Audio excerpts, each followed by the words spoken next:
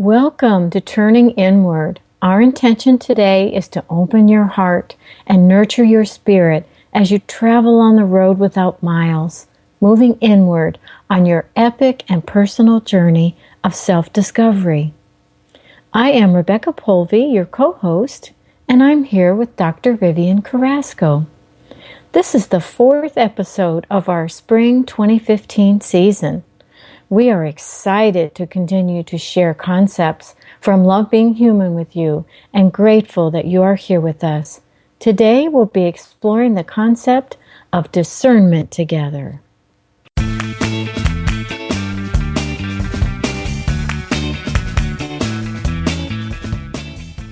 This podcast offers you the opportunity to explore new perspectives through compelling interviews with beautiful human beings and words of wisdom and love.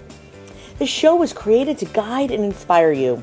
If you're looking for more meaning in your day-to-day life, if you're looking to be wowed by everyday people, if you're on a journey to joy, peace of mind, freedom, or a wild new adventure, then honey, you are in the right place. Welcome to Turning Inward with Dr. Vivian. Hi, Rebecca. Hello, Vivian. How are you today? I'm wonderful, thank you. Good. Glad to hear it. Well, I have a few questions for you today. I'm excited about our topic. I think it's an interesting one. And when I thought of discernment, I thought of it as having like insight or understanding or intuition. Maybe that little internal voice that whispers in your mind. So I feel I have discernment, but I was thinking about it. I'm not sure if it was always there or if I allowed it to develop. So, just to share as an example, I volunteer on a couple of different projects, and quite often when people will approach me to help, they'll say, I really want you for your discernment. And so I got to thinking about that when you mentioned this word, and I can't remember when that happened, that I gained that discernment. I just know that I have it. So my question to you, Vivian, is can discernment be learned? Or is that something a person has developed naturally or is just born with it? I think it's probably all three, but I heard the first part of it and you said the voice. And I really think that what happens in a lot of times when we're trying to discern, when we're trying to sort of figure out the best, and I don't know what the definition of discernment is, but I know that it's along the lines of probably wisdom, which is our next topic. We're getting some fancy stuff in here, but what happens, right? Yes. But what happens is, we hear voices, I should do this, I shouldn't do that, but for you, it might be a voice, I think, but for a lot of people, you can tell the difference between your voices, between your fear voice and your discerning voice, the voice that says, that's sort of that nudge. And for me, it's less of a voice and it's more of a silence. It doesn't have a voice. Usually when it's a voice, it's like my little Vivian who's scared and I need to tell her everything's going to be okay. I might not know exactly what's going on, but it's going to be okay. So I wanted to mention that just the difference for folks, in the voice between the voice and the silence, because sometimes the voice that's trying to protect you out of fear isn't really the voice that's giving you your own insight. And then that leads me to the second part of where you actually asked the question on how we get discernment. And I have this idea that, we acquire knowledge from wherever. And then we live out that knowledge. And an easy one for you and I is in our health and well-being and how we feed our bodies. We've acquired this knowledge, and you and I exchange pictures and we know what we're cooking up, even if mine's just some burnt kale. But then we take that knowledge and we turn it into an insight. We live it, we embody it, we move it through our lived experience. And I think what you have, and the reason that people in addition to me, sort of see that idea of discernment is because it's quite easy for you to be reminded of that knowledge and insight. And, that insight is stirred up. You know how dust gets stirred up when you're sweeping or vacuuming. It's stirred up easier in you, I think. And the reason I say that is because I've had this conversation with my mom. And, we know better, but we don't always do better. You do better because you know better. When I asked my mom about that, she says, well, Vivian, it's because my heart forgets. And so this brings me to what real discernment is. And I think it's learning to remember what your soul already knows. And you do a great job of knowing and not having to recall it as much as other people do, as much as I do sometimes, especially when I'm looking at, a big old piece of chocolate cake and, or whatever it is that is someone's temptation from what they know is the best thing for them. Did that answer your question? Yes. I'm just writing down notes, Vivian. I love a whole lot of that. I need to remember this. I never would have thought of this. I mean, I guess I know that. Maybe because I like that fear voice. That was interesting. I loved hearing that. And do better because you know better. And learning to remember what your soul already knows. I love that. That's beautiful. And I'm wondering, so I don't know if this kind of leads into my next question or not, but you have a sense that something is different or needs to be looked at a little closer.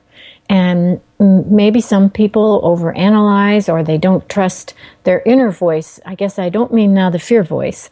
And is discernment, could that be a way of being more attentive or practicing mindfulness? I guess I'm going to call it. Ooh. I'm like, ooh. Uh-oh. You said trust, and that stirred something up for me. But what you ended with was mindfulness, and one of the things that you and I play with a lot is words, and words have a lot of different meanings for folks. And I'm not sure if I used the example already in one of the podcasts or if I used it in one of our community calls or wherever I used it. But the idea that when I say kitchen table, my mind brings forth my kitchen table, and your mind probably brings forth your kitchen table. Mm-hmm. So when I hear mindfulness, the idea that something is full and it's in my mind overwhelms me. Mm-hmm. So I'd rather personally think of the intention as an emptiness. We want to empty ourselves of everything. And you and I talk a lot in our conversations about letting go. And this is what mindfulness does. It allows you to empty and to be fully present in what's going on now. So you're not full of, whatever happened in the past, and you're not worried about what might happen in the future, but you're living out the reality that is right now. So that's the first part I wanted to say. And I think what you started with was really magical. I think the idea, can you say it again? That first part, the trust?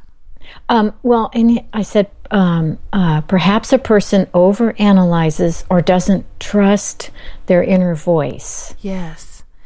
I had this conversation with David yesterday. Yesterday happened to be, you and I record on Sunday, on Mondays. And so yesterday evening, I said something to David about, this shift and this change that's happened in my life. And I've had the same conversation with you, but I think a lot of it revolves around, I trust myself more now.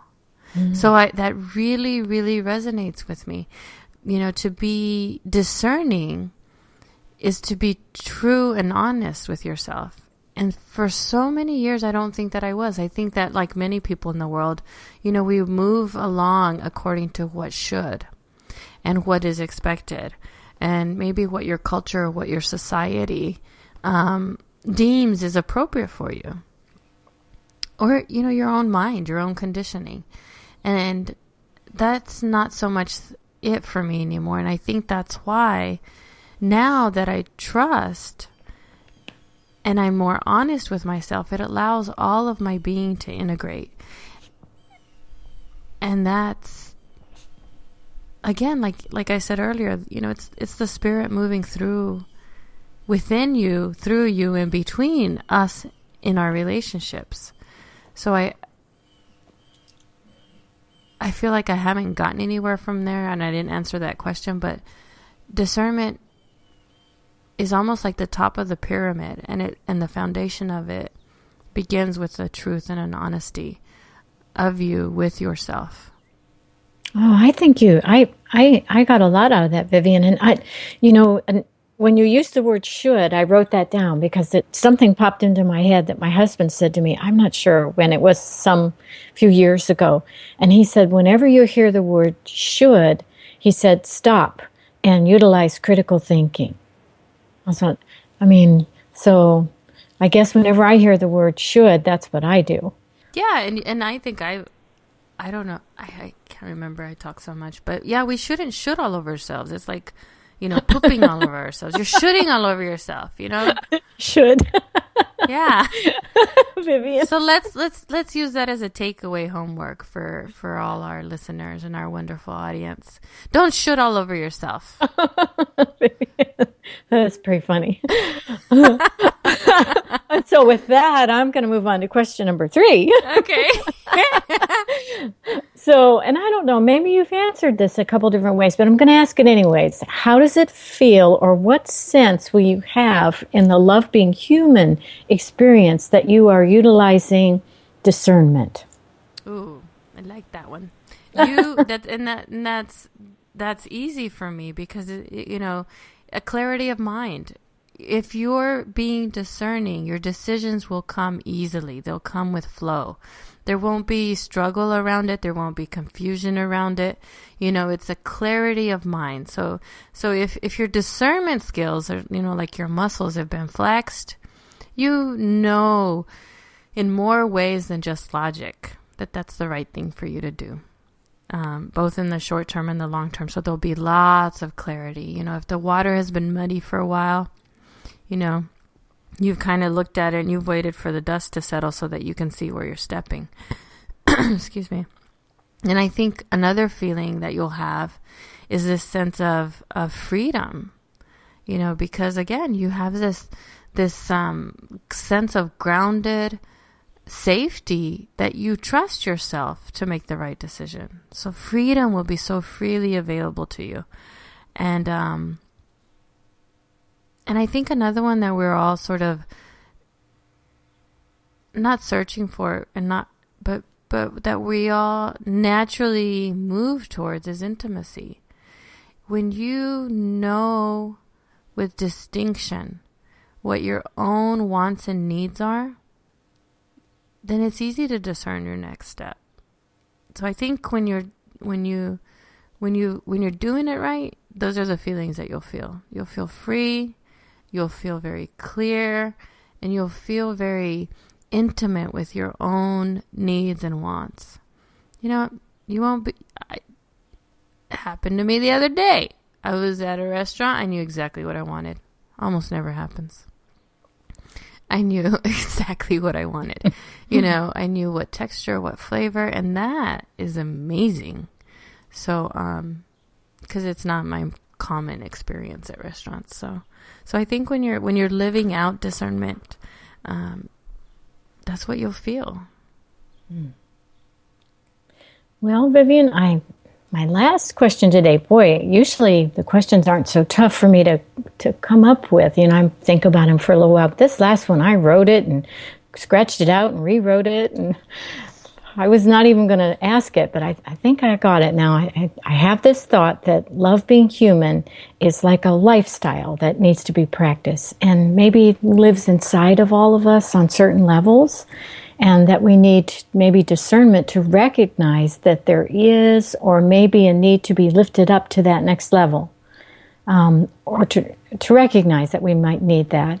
And so I'm wondering, Vivian, are the components of love being human like a natural law that lives inside of us, kind of waiting for an awakening?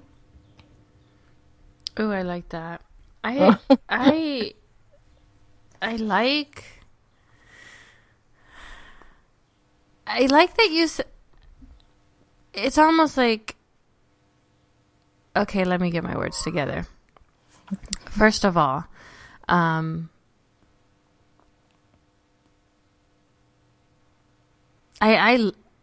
love the simplicity of love being human and its complexity at the same time. I don't know that it's a natural law, but I would say that when you said awakening and it's something within us, it is. It's like a seed. It's like the potential. You know, it's part of our highest potential. You know, we are using and teaching Love Being Human as a way to frame and structure a positive change in the way we live our lives and in the way we show up in our relationships. And I think that's what I heard you saying. So Love Being Human allows us to, we use the word notice a lot. I use the word notice a lot. It allows us to notice and to refine our perception so that it has more depth, it has more detail, and it has a lot more focus. And if you can imagine, you love images, don't you? When you have an image that's not the right size and you try to put it in a box that it doesn't fit, it pixelates, right? It does. It does. So it is hard to discern because it's not crisp, and it's not clear, and it's not, you know, you really can't see it. It's kind of blurry.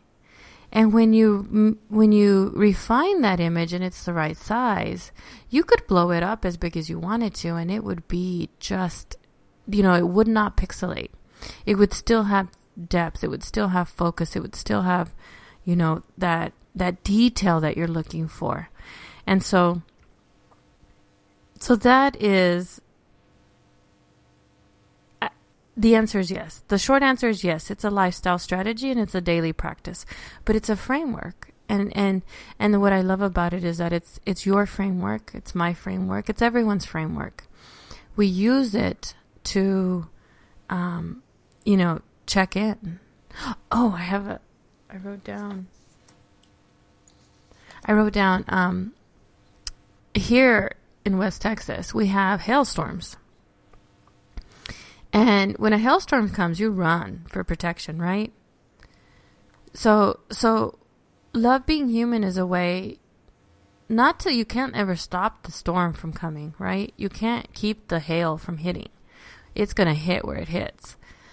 But you can protect yourself. And Love Being Human is a way for you to protect yourself, not in a way that closes you off or walls you off from the world, but in a way that, again, where that perception is more intimate, and you see and you feel and you understand the sensations, the feelings, the images.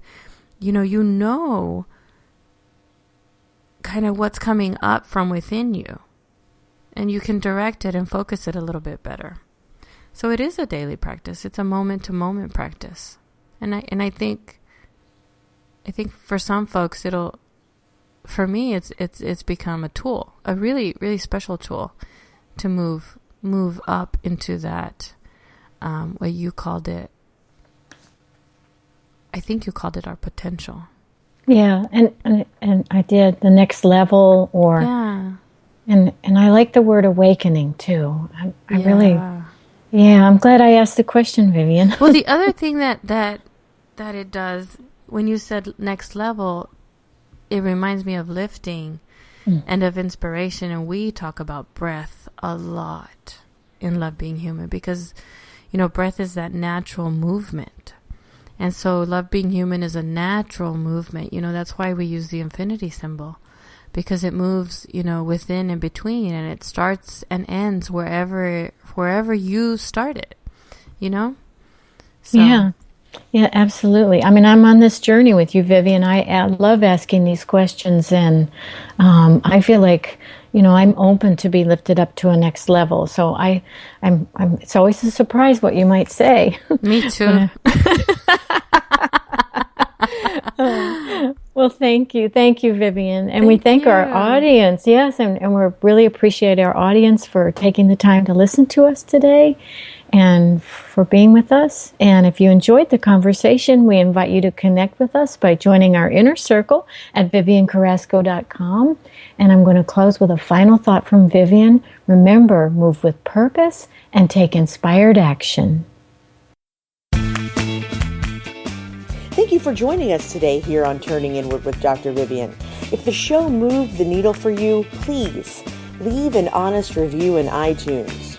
And also make sure you cruise on over to viviancarrasco.com and join us for personal strategies and tips to help you move forward.